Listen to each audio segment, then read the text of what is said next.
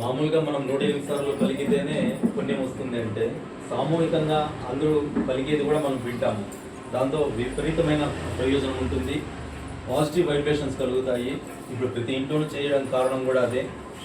ఏదైనా కష్టాలు వచ్చేటివి కానీ, నష్టాలు వచ్చేటివి కానీ, ఆర్థిక ఇబ్బందులు కానీ, ఆరోగ్యాలు కానీ పాజిటివ్ వైబ్రేషన్స్తో మనకి అవన్నీ తొలగిపోతాయి. అన్నీ మనకు తెలిసే జరగవు. మనకు మంచి జరిగిందంటే ఆయన కార్యక్రమం ఇక్కడ చేసిన తర్వాత మనకు ఆ మంచి జరిగిందని సత్సంకల్పంతో మనం కోరుకోవాలి.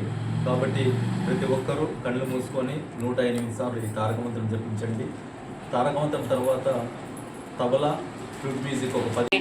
శ్రీరామ రామ రామేతి రమే రామే మనోరమే సహస్రనామ తత్తుల్యం రామనామ వరాననే. శ్రీరామ రామ రామేతి రమే రామే మనోరమే సహస్రనామ తత్తుల్యం రామనామ వరాననే. శ్రీరామ రామ రామేతి రమే రామే మనోరమే సహస్రనామ తత్తుల్యం రామనామ వరాననే. శ్రీరామ రామ రామేతి రమే రామే మనోరమే సహస్రనామ తత్తుల్యం రామనామ వరాననే.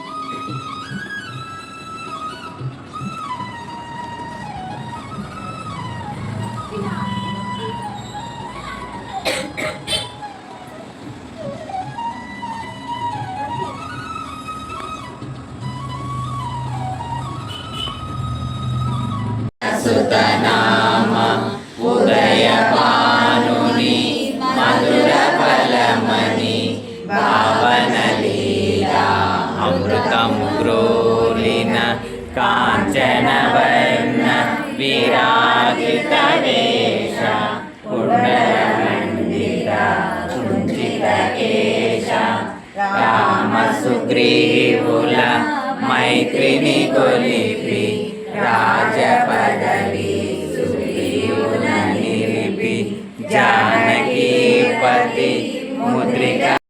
కార్యక్రమం చాలా రోజుల నుంచి చేయాలనుకున్నాను, కానీ అది ఎందుకో అట్లట్లే అవుతా ఉంది.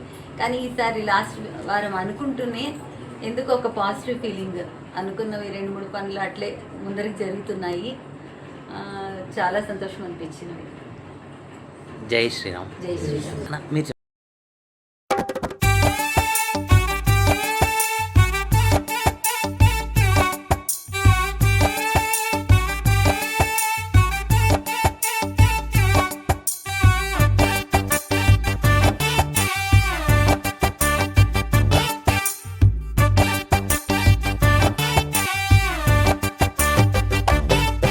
ఇది పట్టాభిరాముని ఏనుగుర జగజ్జట్టిలో ఎక్కినదిరా.